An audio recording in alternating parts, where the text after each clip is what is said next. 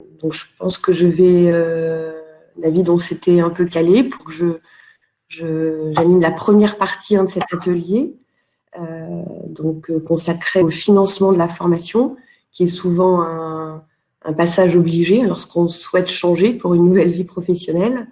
Voilà. Donc, je vais vous présenter les financements.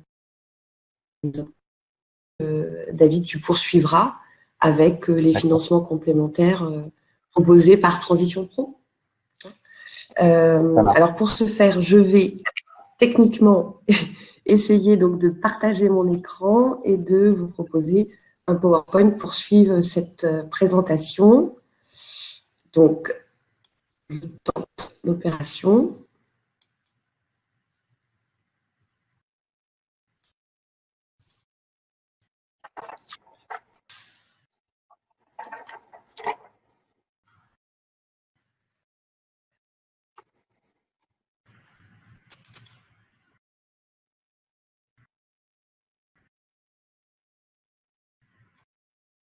Donc, après, vous devriez le diaporama que je vous propose de suivre dans le cadre de cette présentation sur le financement. Donc, concernant les financements possibles via les OPCO, je vous propose une présentation en 3 temps. D'abord, une présentation rapide est venue profondément changer le cadre de financement et de gestion de la formation professionnelle continue et de l'apprentissage. Une deuxième partie consacrée plus particulièrement aux dispositifs de financement dédiés aux salariés qui souhaitent évoluer ou se reconvertir. Puis enfin, une troisième partie consacrée aux jeunes et aux demandeurs d'emploi qui souhaitent également évoluer ou se reconvertir. Donc, commençons par du 5 septembre 2018.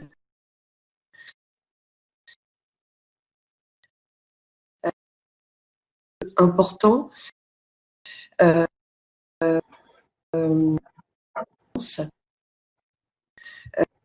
Des métiers dû notamment à l'arrivée du numérique.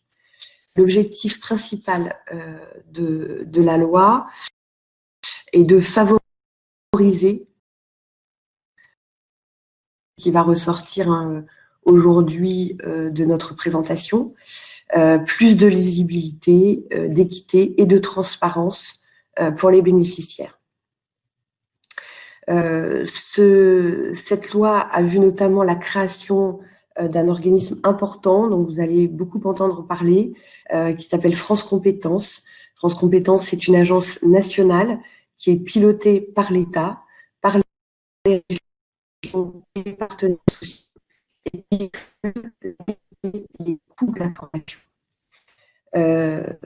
Cette loi a vu également donc, la mutation des anciens OPCA en OPCO, que je représente aujourd'hui, donc dont la mission principale est d'accompagner les TPE-PME pour mettre en œuvre les projets de formation de leurs salariés et pour développer les formations en alternance.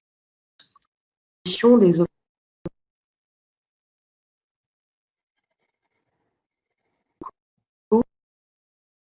se traduit aussi de se reconvertir.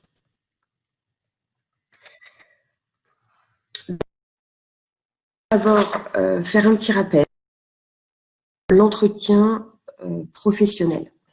Il faut savoir que dès 2014, le législateur a créé l'entretien professionnel qui vous permet, en tant que salarié, tous les 2 ans, de faire le point avec votre employeur sur vos perspectives d'évolution professionnelle, notamment en matière de qualification et d'emploi.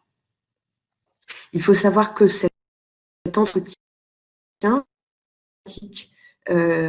lorsqu'un salarié reprend son activité après un congé maternité, un congé parental d'éducation ou après d'autres congés spécifiques. Donc cet entretien a lieu tous les 2 ans et il fait l'objet tous les 6 ans d'un bilan récapitulatif au cours duquel l'employeur doit justifier que c'est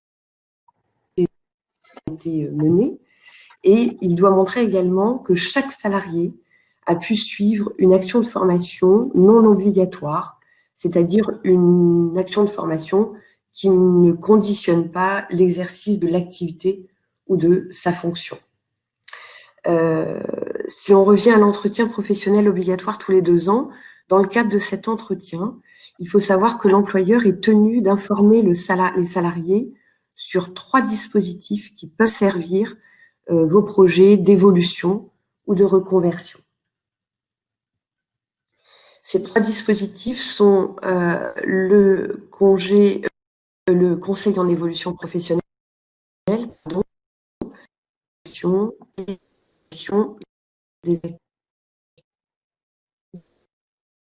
si l'on en vient au premier dispositif, donc le conseil en évolution professionnelle, il s'agit qui permet de faire le point sur votre situation professionnelle et s'il y a lieu donc d'élaborer. Qu'il s'agisse de reconversion, de formation ou de création ou de reprise d'entreprise. Son rôle donc est celui de vous informer, de vous orienter et de vous aider à formaliser votre projet et de vous proposer notamment donc un plan de financement. Aujourd'hui, le conseil en évolution professionnelle est assuré par des opérateurs régionaux qui sont référencés par France Compétences. Le second dispositif, qui est en fait le troisième là sur le diaporama, auquel l'employeur doit faire référence dans le cadre de l'entretien professionnel, c'est la VAE. La VAE qui peut vous permettre d'obtenir une certification professionnelle inscrite au répertoire national des certifications par la validation donc, de votre expérience acquise dans le cadre d'une activité professionnelle ou même extra.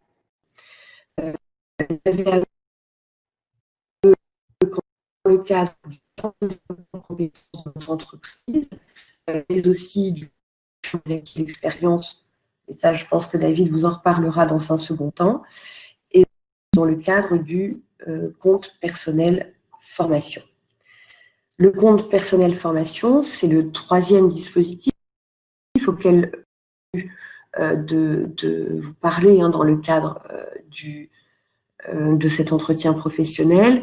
Le compte personnel formation, qui est un dispositif qui commence à être bien connu. Ce compte personnel formation permet aux salariés donc d'acquérir des droits à la formation mobilisables tout au long de la vie professionnelle.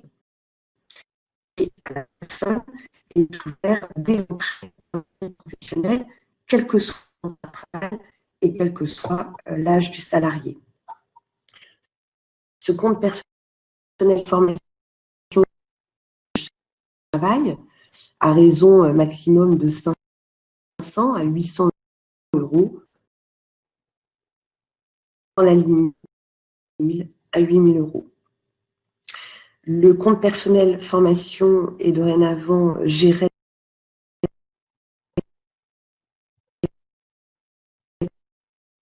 et financé. Les informations sont vivement à consulter votre compte si vous ne l'avez pas encore fait, mais aussi à rechercher des informations sur le compte personnel formation via le site moncompteformation.gouv.fr ou via l'application dédiée Mon compte formation.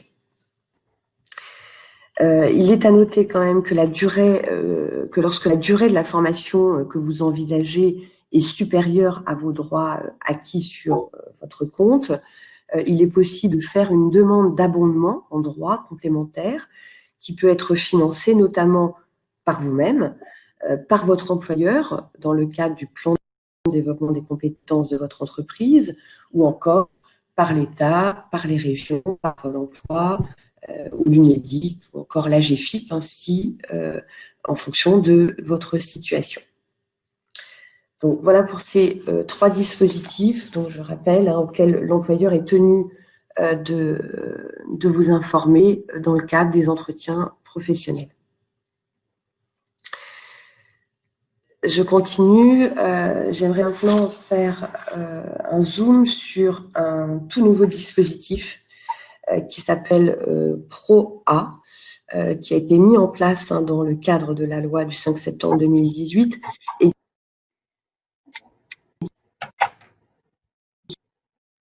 qui a pris le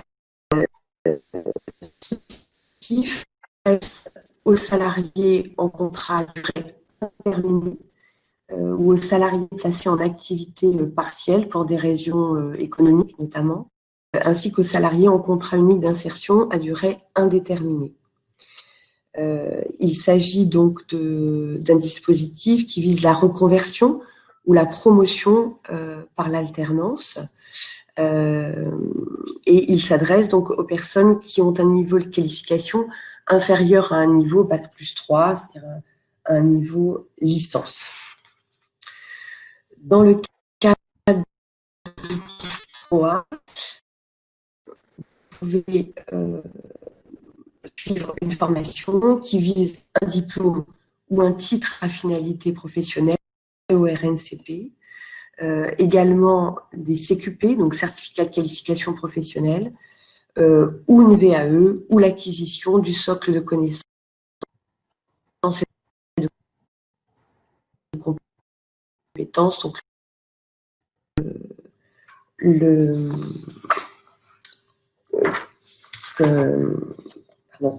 que la liste des certifications professionnelles éligibles à la PRO-A est fixée par accord collectif étendu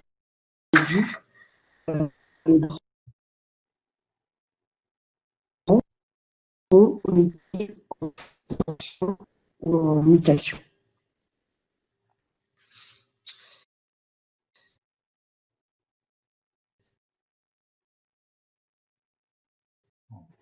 De la rémunération du salarié ou tout ou partie en dehors du temps de travail avec accord écrit du salarié, et ce dans la limite de 30 heures par an. Donc ces heures réalisées en dehors du temps de travail ne donnent pas lieu à l'indemnisation. Dans le cadre de la PRO-A, la durée de l'action de formation est comprise entre 6 et 12 mois et elle ne sera donc jamais inférieure à 150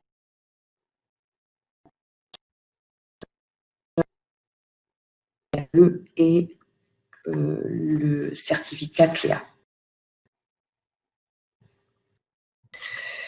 Concernant ce dispositif PRO-A, les actions de formation sont entièrement prises en charge dont relève l'entreprise et sur la base d'un forfait qui couvre à la fois donc les coûts pédagogiques, mais également les frais de transport et d'hébergement. Il est à noter également que lorsque vous entrez dans le dispositif PRO-A, un avenant à votre contrat de travail doit être signé, qui porte sur la durée et l'objet de la formation. Et cet avenant doit être déposé auprès, là aussi, dont relève votre entreprise. Nous arrivons à la troisième partie de cette pratique, et les jeunes et les demandeurs d'emploi qui souhaitent évoluer et se reconvertir. Voilà, à travers donc 2 dispositifs phares de la formation en alternance, que sont le contrat de professionnalisation et le contrat d'apprentissage, qui est notamment géré et financé maintenant intégralement par les OPCO. Nous allons commencer donc par le contrat de professionnalisation. Ce contrat de travail les entreprises. Donc, ce contrat s'adresse aux jeunes âgés de 16 à 25 ans, formation initiale.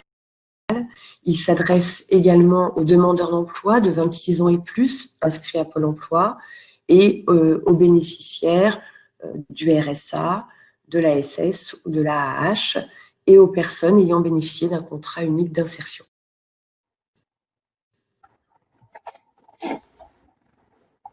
De viser une formation qui peut être donc un diplôme ou un titre à finalité professionnelle en répertoire national, également de viser un certificat de qualification professionnelle de branche ou interbranche, donc les CQP, CQPI,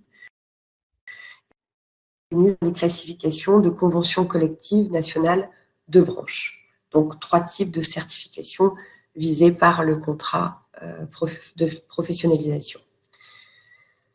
Dans sa mise en œuvre, donc, le contrat de professionnalisation peut prendre la forme d'un contrat de travail à durée déterminée, de 6 à 12 mois, un contrat de travail à durée indéterminée,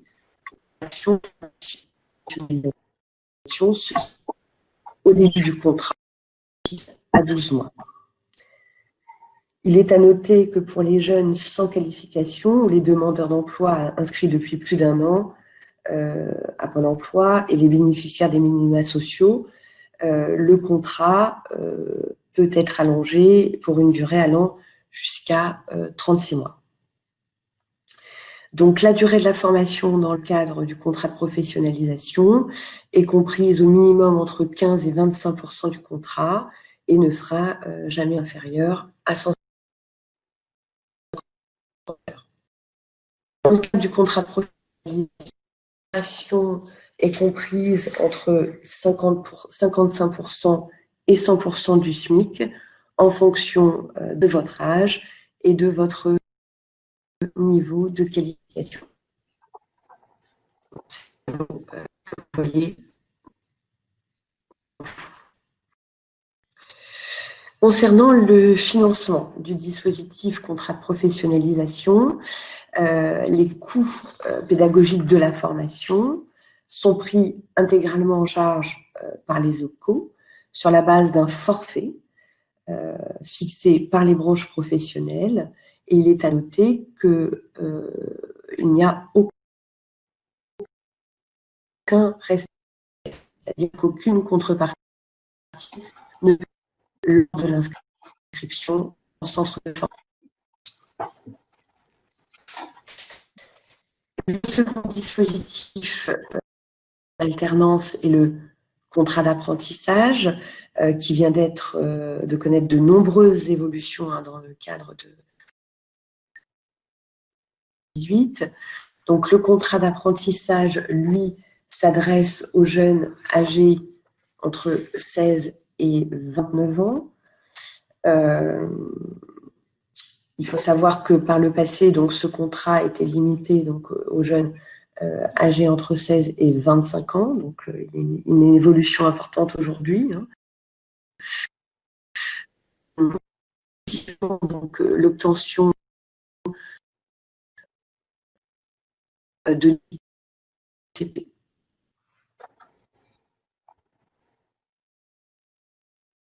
Le contrat d'apprentissage, tout comme le contrat de professionnalisation,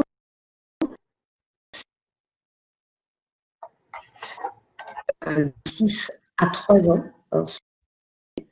ou d'un contrat de travail à durée indéterminée, avec une période d'apprentissage qui se situe au début du CDI.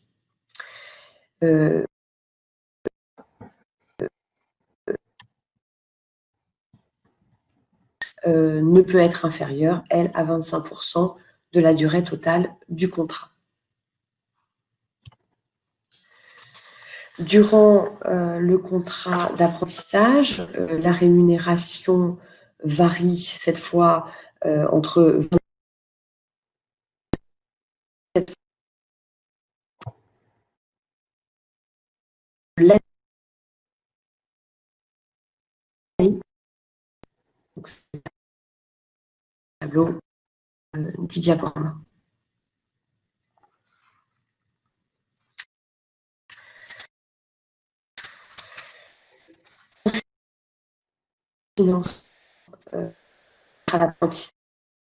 La prise en charge des contrats d'apprentissage est assurée par les opérateurs de compétences sur la base d'un coût contrat définis par les branches professionnelles. Là aussi, il n'y a aucune contrepartie financière qui peut vous être demandée en tant que bénéficiaire. On prend également en charge les frais d'hébergement et de restauration en CFA, les frais de premier équipement pédagogique et un forfait en cas de mobilité internationale. On peut noter également que les apprentis de 18 ans et plus peuvent bénéficier, dans le cadre de la préparation au permis de conduire, peuvent bénéficier d'une aide de 500 euros.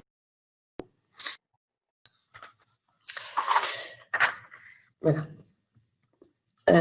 Pour finir, je voudrais attirer votre attention sur le plan de relance 2020 de l'alternance, auquel a encore fait référence le président de la République dans son allocution d'hier soir, et qui s'avère être un véritable levier au développement de l'alternance. Donc, de quoi s'agit-il?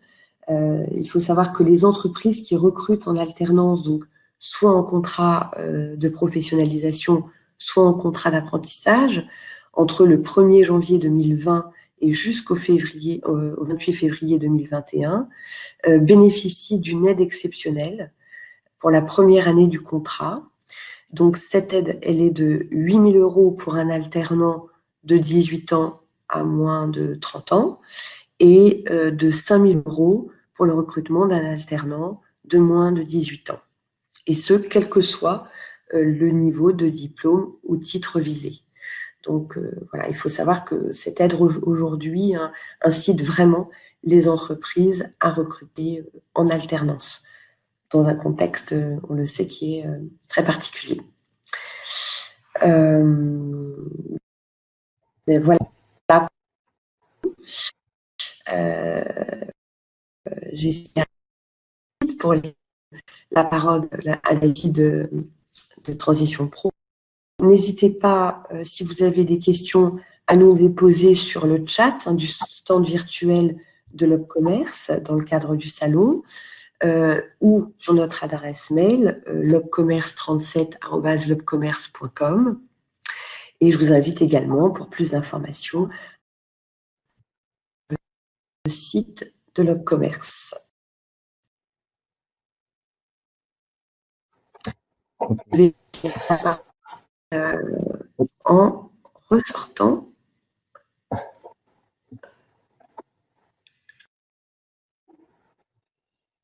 J'espère. Marie-Hélène, tu m'entends?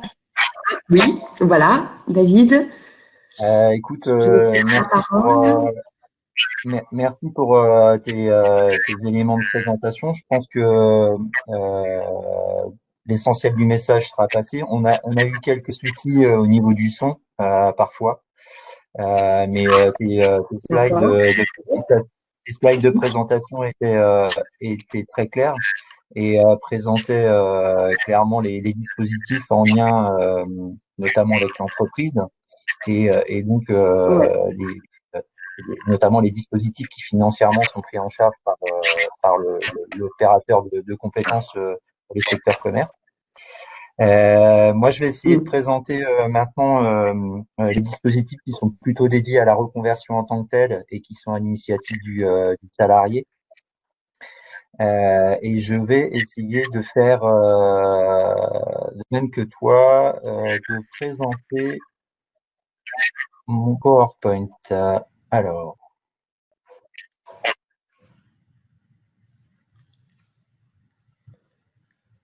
ok, je pense que c'est bon. Oui, tout à fait. Ok, ça marche. Je te remercie. Merci, David. Merci. Donc pour présenter le Transition Pro Centre Val de Loire, Transition Pro fait suite à un dispositif qui était en cours jusqu'à l'année dernière et qui était connu et qui était bien connu sous le nom du fonds GESIF. Et depuis le 1er janvier 2020, eh bien, ce sont les associations de transition pro, ces associations qui ont pris pas sur les fonds GESIF, notamment dans la gestion de ce qu'on appelle le projet de transition professionnelle, qui est typiquement l'outil dédié à la reconversion professionnelle, et plus particulièrement pour les salariés, et uniquement pour les salariés, qu'ils soient en CDD, CDI, intérimaire ou intermittent du spectacle. Pour faire simple, Transition Pro, c'est un organisme paritaire. Très concrètement, un organisme paritaire, c'est quoi? Ça veut dire que c'est par les syndicats de salariés, les principales organisations représentatives des salariés et les organisations patronales, ce qui garantit au niveau des sollicitations qui peuvent être formulées par les salariés une équité de traitement, notamment au niveau des décisions qui pourraient être prises en matière de demande de financement sur le projet de transition professionnelle. Alors, moi, ce que je vais m'évertuer à faire là, c'est à vous présenter les premières informations sur Transition Pro. L'objectif, très clairement, c'est que si vous étiez intéressé par nos dispositifs et si vous souhaitiez les solliciter en tant que salarié, c'est de rebondir sur le site internet. Tout de suite, je vous donne l'adresse du site, c'est transition avec un S pro-cvl.fr. Alors, quelques éléments de présentation sur ce que c'est que Transition Pro dans un premier temps. Ok. Je vais faire un petit réglage, 2 petites secondes, s'il vous plaît.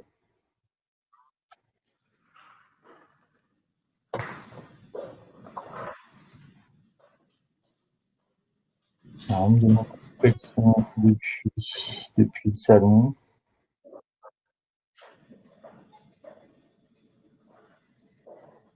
Est-ce que c'est mieux? Vous avez toujours l'écho ou pas?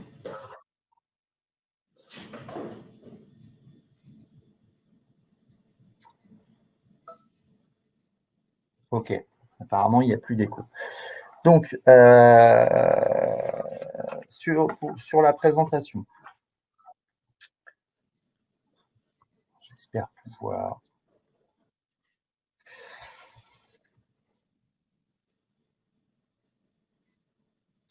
Alors, donc, Transition Pro, c'est quoi? C'est quelle mission? Première mission, un devoir d'information sur des publics, sur des dispositifs, notamment le projet de Transition Pro, un dispositif qui s'appelle le dispositif démissionnaire, le certificat CLEA qui vient notamment certifier les compétences de base pour des salariés qui sont bassement qualifiés, qui ne sont pas qualifiés, et la validation des acquis de l'expérience, la VAE. Autre mission, l'information sur le conseil en évolution professionnelle et les organismes qui le délivrent et leur niveau de service. Le CEP, vous avez dû en entendre parler tout à l'heure, un atelier est animé par Carole Leroux et Caroline Trine. Certains d'entre vous ont peut-être assisté à cet atelier. Donc effectivement, l'idée, c'est que Transition Pro délivre un premier niveau d'information sur ce que c'est que le CEP et éventuellement opère un relais vers l'opérateur qui correspond au statut de la personne qui peut être au bout du fil ou qui demande des renseignements. Si c'est un salarié, un actif occupé, la plupart du temps, on va orienter vers notamment le groupement d'évolution professionnelle, mais ça peut être aussi l'APEC pour les cadres. Et si la personne a une reconnaissance en qualité de travailleur handicapé, ce sera plutôt Cap Emploi. Autre mission, examiner, autoriser, prendre en charge donc les demandes de PTP. Alors, je pense que c'est plus particulièrement sur ce type de dispositif, sur ce dispositif-là, que vos intérêts vont se porter, notamment dans le cadre de reconversion professionnelle. Je détaillerai un petit peu plus ce que c'est que ce dispositif tout à l'heure. Encore une fois, l'idée étant de pouvoir rebondir sur le site internet de Transition Pro. Vous retrouvez l'ensemble des informations sur le dispositif, qui, quoi, où, comment. Et vous aurez la possibilité même d'y créer vos espaces pour pouvoir ensuite poser toutes vos questions et rentrer dans le détail dans les cas qui vous concernent, d'avoir des réponses plus adaptées. Autre mission, donc, et ce jusqu'au 31 décembre 2020, effectivement, Transition Pro est chargé d'examiner notamment des demandes de financement sur la validation des acquis d'expérience. Alors, ça concerne des demandes qui sont effectivement uniquement hors temps de travail et des demandes qui peuvent être financées jusqu'à un montant qui ne peut pas dépasser 2 000 euros. Ça comprend toute la partie recevabilité, accompagnement et passage devant le jury. J'insiste là-dessus, ça ne concerne que des demandes de validation des acquis d'expérience hors temps de travail. La mission suivante, examiner, vérifier le caractère réel et sérieux des projets des démissionnaires. Donc, ce nouveau dispositif qui existe depuis novembre 2019, effectivement, je le détaillerai aussi un petit peu plus tard, c'est celui qui permet, en cas de démission, dans le cadre d'un projet de création d'entreprise ou de formation, dans le cadre d'une reconversion, de pouvoir éventuellement bénéficier d'une indemnisation de la part de Pôle emploi. Dans les missions complémentaires, on va retrouver aussi notamment les formations qui sont financées par Transition Pro, le contrôle de la qualité des formations financées. Ensuite, une mission d'observatoire sous forme d'analyse des besoins en emploi, en compétences et en qualification sur le territoire. Une mission aussi qu'on peut qualifier de suivi dans la mise en œuvre du CEP sur le territoire régional. Donc le suivi du conseil en évolution professionnelle dont vous avez entendu parler dans l'atelier précédent. Et puis ensuite une mission de développement de partenariats régionaux. Ça peut être avec des collectivités territoriales, d'autres financeurs et d'autres partenaires potentiels, notamment dans le cadre par exemple du service public régional de l'orientation.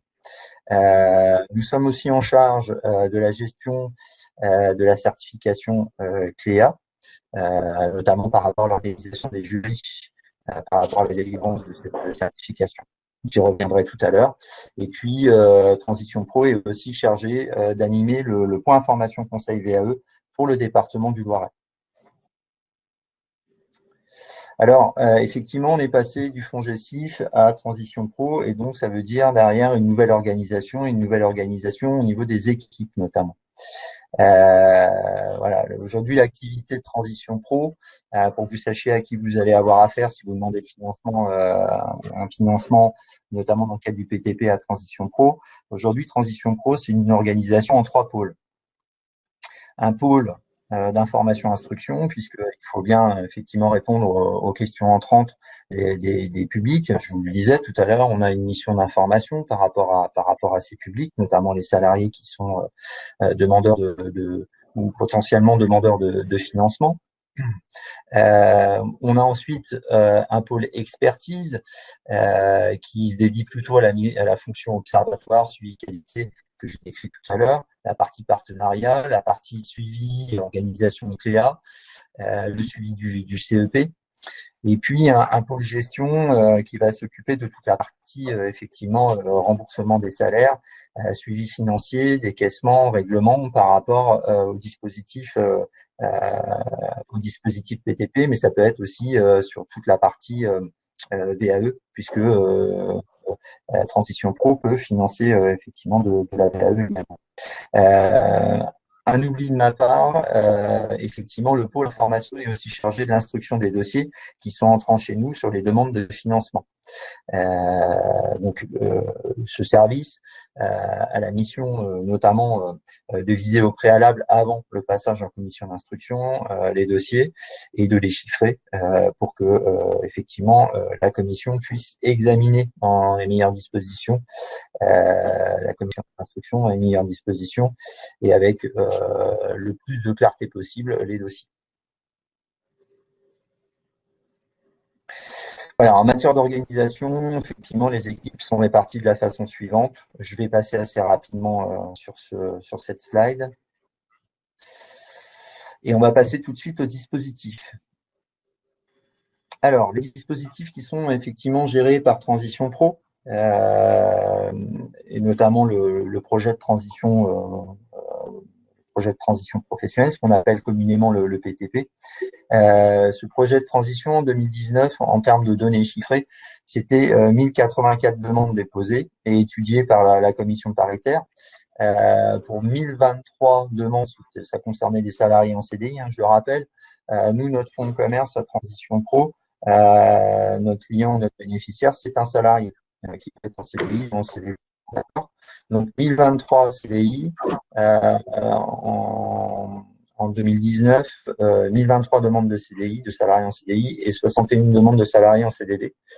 Et le coût moyen d'un dossier, puisque effectivement, quand on parle de coût moyen du dossier, ça comprend dans le cadre du projet de transition professionnelle, qui est un congé particulier, ça comprend à la fois le remboursement des frais pédagogiques, de ce qui peut être facturé par l'organisme de formation, le salarié suit sa formation, et le remboursement des salaires, puisque dans le cadre d'un CDI, la formation, dans la plupart des cas, nécessite une absence de l'entreprise et donc une avance des salaires par l'entreprise et des remboursements de salaires à cette entreprise.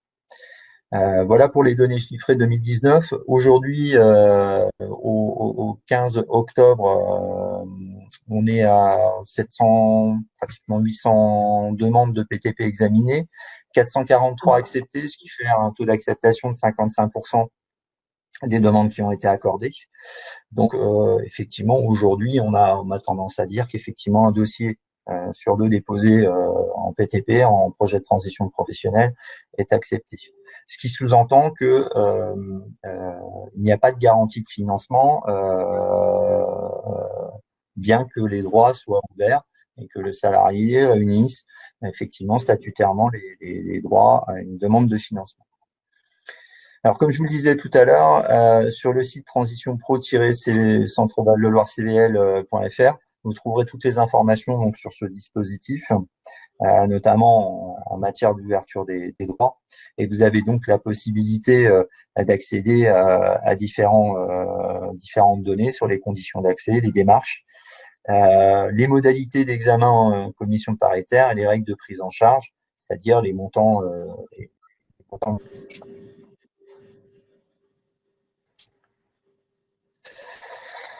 Concernant le projet de transition professionnelle, sur les éléments préalables à l'étude de la demande, je vous parlais tout à l'heure du service instruction, on a déjà effectivement des incontournables. Ce qui fait que la demande sera recevable ou irrecevable, c'est la nature du projet. Est-ce qu'il s'agit déjà d'un projet de changement de métier ou de profession? C'est indispensable, c'est une condition sine qua non. Les demandes formulées dans le cadre de projets de transition professionnelle ne doivent compter que les changements de métier ou de profession. La nature sur ce point, ça s'apprécie au regard des fiches ROM notamment. C'est-à-dire que par rapport au métier de départ et au métier d'arrivée, s'il doit y avoir un changement, nous évaluons la nature du changement en comparant ce qu'on appelle les fiches métiers, les fiches ROM. Ce sont les fiches du répertoire opérationnel des métiers, utilisées notamment par Pôle emploi. Ensuite, une ancienneté est requise en fonction du salarié, du contrat qui le lie avec l'entreprise, CDI ou CDD. Au-delà de ça, le choix de l'organisme de formation est déterminant puisqu'il doit être référencé aujourd'hui, référencé dans le Datadoc. C'est une base de données qui garantit pour les financeurs, dans le cadre des fonds mutualisés, à minima une qualité de formation. Et donc, l'organisme de formation que vous choisirez devra être référencé dans cette fameuse base de données, régie via un décret que vous voyez à l'écran, qui date de 2015. Ensuite, la formation, c'est un incontournable. Elle doit être inscrite dans l'un des répertoires nationaux, soit le registre national des certifications professionnelles, soit le répertoire spécifique. En tout cas, aujourd'hui, les habilitations qui sont inscrites dans ce répertoire spécifique ne sont plus éligibles au projet de transition professionnelle. Hein, donc aujourd'hui, on parle bien de certification active, notamment dans le RNCP. Autre incontournable, la réalisation d'un positionnement avant l'entrée en formation, ça c'est indispensable. L'organisme de formation doit évaluer préalablement le candidat, le salarié qui vise cette reconversion, et produire un compte-rendu de positionnement. Ensuite, autre incontournable, bien sûr, la complétude du dossier, notamment 3 parties dans le dossier quand il s'agit d'un salarié en CDI qui souhaite se former sur son temps de travail et donc s'absenter de l'entreprise. Une partie est complétée par le bénéficiaire, une partie par l'organisme de formation et la dernière par l'employeur. Et autre condition sine qua non pour que la demande soit recevable, il faut que le dossier soit déposé ou plutôt validé en ligne puisqu'il est totalement dématérialisé depuis avril 2020. Il faut qu'il soit validé au moins 2 mois avant le début de la formation. En matière d'éligibilité, effectivement, je vous disais tout à l'heure que ce dispositif PTP ne concerne que les salariés du privé, en CDI, CDD, intérimaire, intermittent. L'ouverture des droits, elle est dans la plupart des temps conditionnée à l'ancienneté. Elle est liée à l'ancienneté, à l'expérience de la personne. En l'occurrence, en CDI, nous, ce que nous allons évaluer, c'est si effectivement le salarié, eh bien, c'est 24 mois d'activité dans le secteur privé, dont 1 an dans l'entreprise actuelle. Pour les CDD, la condition sine qua non, c'est d'être sous contrat au moment du dépôt du dossier. J'insiste là-dessus. De disposer d'au moins 24 mois d'activité sur les 5 dernières années et au moins 4 mois de CDD sur les 12 derniers mois. Et l'entrée en formation doit... Désolé. Excusez-moi.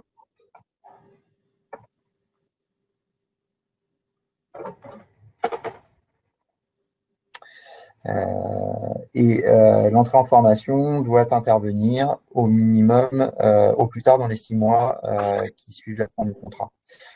Pour les intérimaires, on se base sur le temps de travail, donc au moins 600 heures travaillées dans la branche durant les 18 derniers mois, dont 600 heures dans la même entreprise de travail temporaire.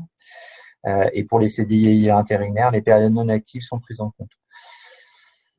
Les intermittents, alors les intermittents et les intérimaires, c'est vrai que c'est un nouveau public pour nous. Lorsque nous étions encore FONGECIF, nous n'intervenions pas sur ce type de public. Les demandes de financement à l'époque en congé individuel de formation étaient gérées par d'autres organismes financeurs. Aujourd'hui, ça n'est plus le cas. Je parlais des intérimaires un instant et les intermittents également peuvent nous solliciter au titre du financement. Ils doivent pour cela justifier d'au moins 220 jours de travail ou cachés répartis sur les 2 à 5 dernières années. En fait, les conditions sont spécifiques selon les statuts des intermittents. Donc, l'idéal, c'est en fait de nous consulter au préalable, je vous le disais, via notre site, notamment en créant votre espace et en n'hésitant pas à y déposer vos messages dans votre boîte d'échange, notamment à destination du service information.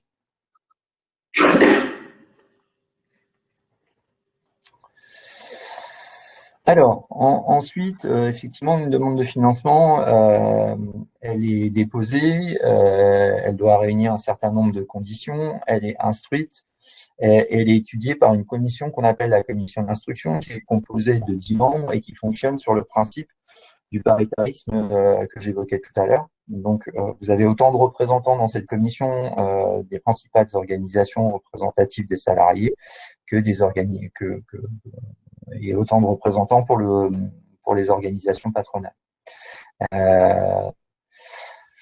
Le projet de transition professionnelle, il est aujourd'hui, c'est inscrit dans la loi.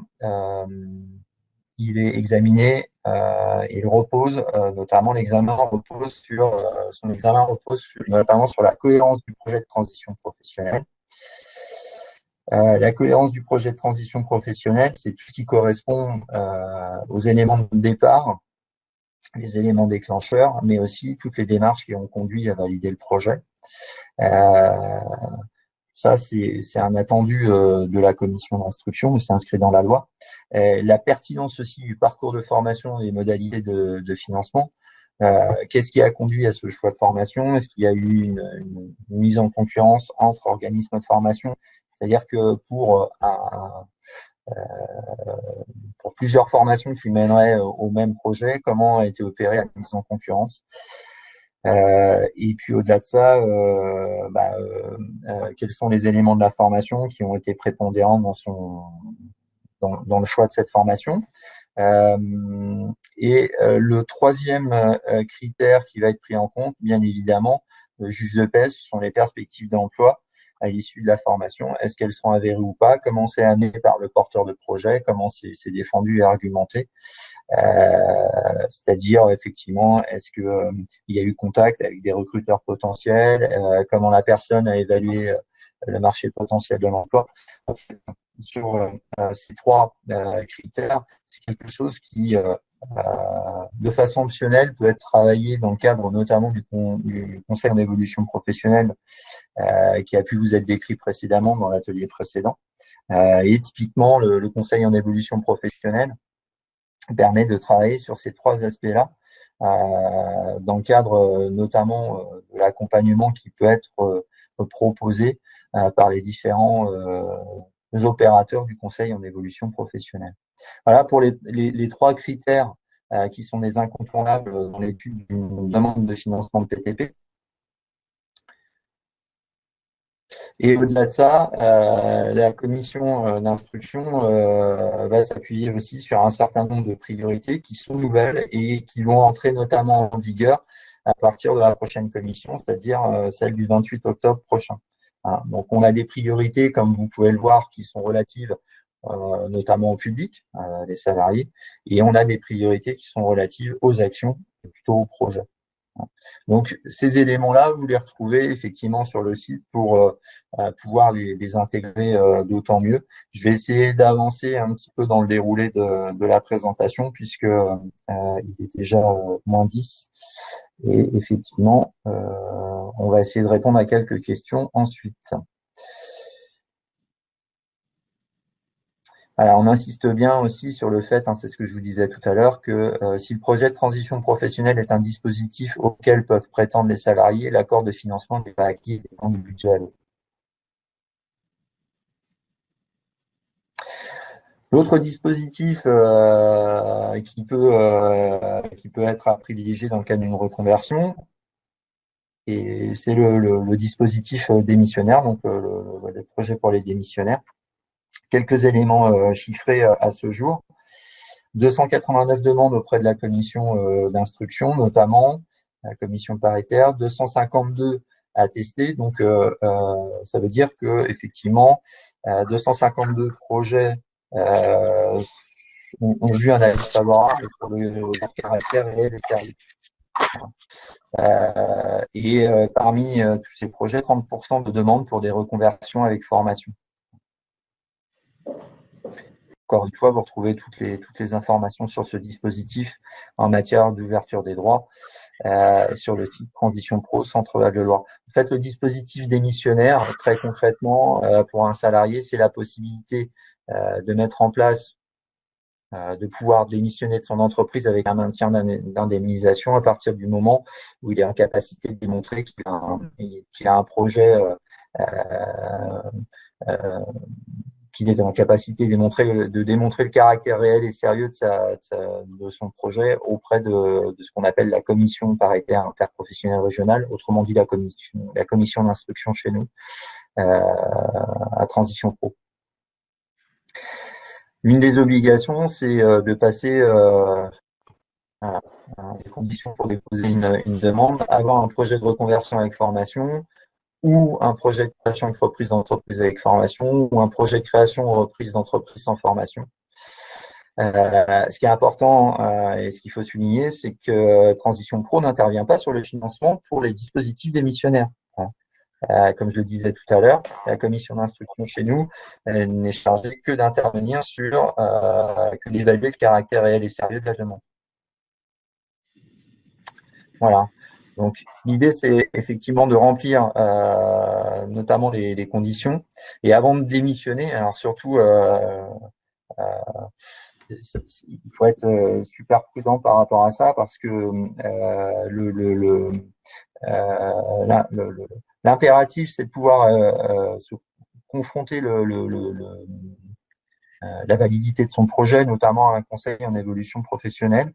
C'est-à-dire que c'est une obligation. Vous ne pouvez pas présenter de demande d'examen pour un projet de démissionnaire à Transition Pro si vous n'êtes pas passé par le conseil en évolution professionnelle au préalable. Ce qui permet notamment de travailler le projet avec une personne spécifiquement dédiée et aussi effectivement de pouvoir valider le fait que vous réunissez bien les conditions d'ancienneté par rapport au dispositif, c'est-à-dire être salarié en CDI, justifier d'au moins 5 ans d'activité salariée continue chez un ou plusieurs employeurs, avoir un projet de reconversion professionnelle bien préparé et reconnu comme étant réel et sérieux. Et après le passage par le conseil en évolution professionnelle, donc de faire une demande auprès donc de Transition Pro pour faire valider le caractère réel et sérieux par la commission paritaire. Et à ce moment-là, d'envisager une inscription en tant que demandeur d'emploi.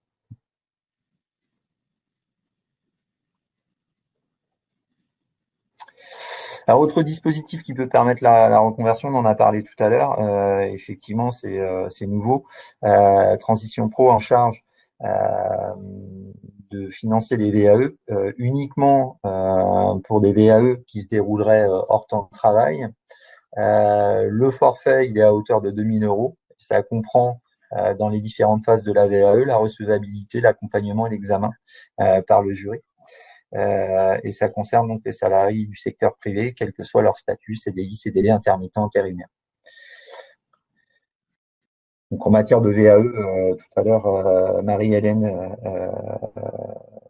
décrivait l'expérience nécessaire, indispensable. Pour les CDD intermittents et intérimaires, la demande de financement doit intervenir dans les 12 mois suivant le dernier contrat de travail. Et la certification visée doit être enregistrée au RNCP, ça c'est un impondérable. Alors, concernant la VAE, juste pour finir là-dessus, les différentes informations sur la VAE, vous pouvez les obtenir au ce qu'on appelle le point information conseil. Ils sont présents sur le salon virtuel, le point information conseil VAE. Autre nouveauté, depuis que nous sommes Transition Pro, nous avons à gérer donc un certificat qui s'appelle CLEA. C'est un certificat de connaissances et de compétences professionnelles qui est basé sur 7 domaines de compétences. L'idée, c'est de faire reconnaître des connaissances de base, des expériences, des compétences professionnelles et de favoriser l'accès à l'emploi, à la formation et à l'évolution. C'est mettre le pied à l'étrier quelque part dans une démarche d'évolution. C'est plutôt destiné à des personnes qui sont peu ou pas qualifiées. Et notre rôle par rapport à ce certificat, c'est d'intervenir dans l'organisation des jurys toujours paritaires et la délivrance de la certification. Depuis le début de l'année, c'est 147 candidats qui ont été certifiés par nos jurys.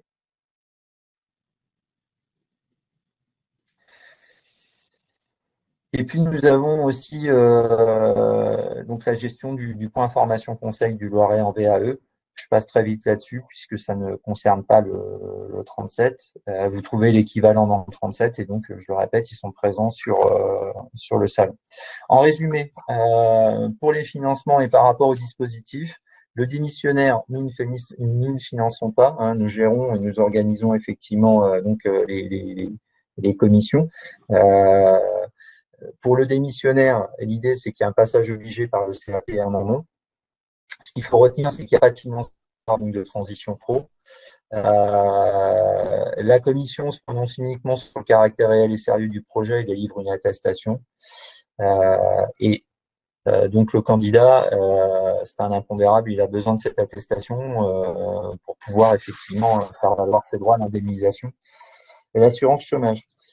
Concernant le PTP, le CEP en amont n'est pas obligatoire, le conseil en évolution professionnelle, il est conseillé mais il n'est pas obligatoire. Le financement est limité à 1 an pour les formations à temps plein ou 1200 heures pour les formations à temps partiel. Ensuite, l'exigence de transition pro pour ce genre de projet, si ça dépassait 1 an, c'est de pouvoir fournir des éléments liés au plan de financement pour les autres, pour les durées qui ne seraient pas pris en charge par transition pro.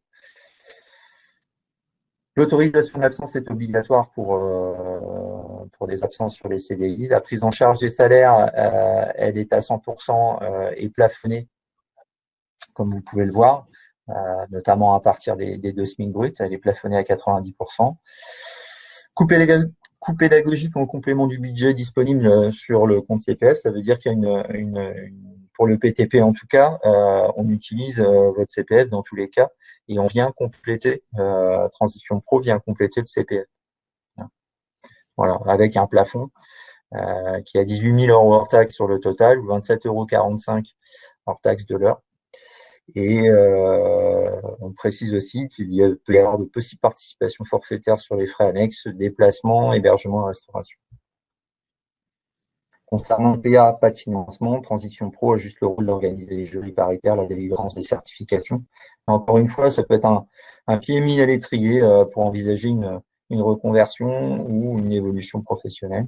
Et puis la VAE que nous finançons jusqu'au 31 décembre prochain, sauf contre-ordre de l'exécutif. Le forfait à hauteur de 2 000 € maximum et donc tout ça doit se passer hors temps de travail. Voilà en résumé. Donc financièrement parlant, les 2 dispositifs que nous finançons, c'est le projet de transition professionnelle et la VAE. Voilà. Je vous remercie de votre attention et puis je crois qu'au niveau du timing, il est pratiquement midi.